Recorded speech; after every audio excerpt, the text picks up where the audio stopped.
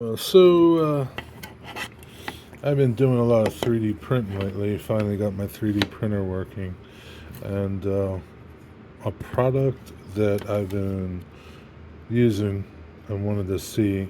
Digger Evans was talking about this spray putty that Kathy Millett used on her 3D prints to get rid of these 3D filament printing lines. You see them, right?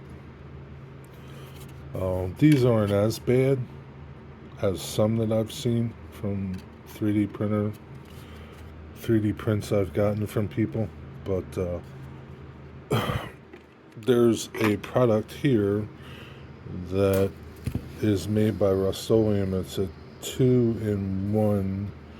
It's a primer filler and it's a sandable filler. So it's sandable. It's 12-ounce can. It's pretty heavy, so there's something in it that is acting as a filler. Does it work? Yeah, it does work. So your best bet, your best course of action with it is this is a box that I printed, and you can see this is the gray primer, right? And you have better results if you sand your product, your material, whatever you've printed. Sand it first with 180, 400, 220 to get as much of the lines somewhat smooth and more consistent, right? To get them down. And you can kind of see here where I have primed it and painted it, and you don't see any lines. Right now, you can see some in this corner. I didn't go crazy with doing this sanding. I didn't get really crazy with it. On this side, I didn't sand as much, and this I did not sand at all. Right, I just applied the filler and left it. You can kind of hear it, sort of, that little noise that it makes, and you can definitely see it there. And on this thing that I printed, this is just a box. This is a tape holder to hold Tamiya tapes. On this, I didn't sand it, but I put about 3 or 4 coats, and I sanded between each primer coat. And had I had sanded it initially and then put the primer over, I might not have needed as many coats of primer. And you can see, and you can tell I did this side, and I did not sand this side at all. I just primed it once, I think, and that was it. And you can see the lines. They're not as noticeable, but you can see them a lot more. Let me get a little more light on this, maybe. You can see them a lot more here than you can here or here.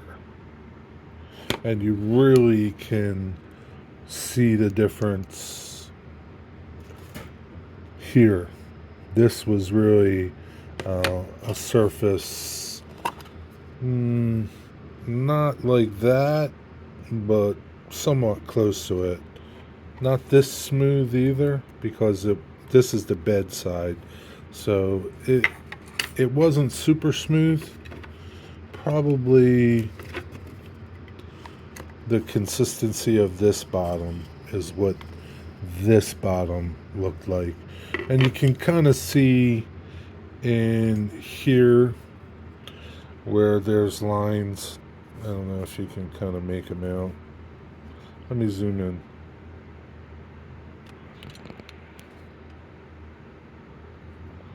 You can see the lines here, right? Right. I didn't sand in there. I just painted with the spray, just a couple coats, and it didn't, it did some, but in here you could tell it did a lot more. In here some, but in here it did the most. It covered the most in here.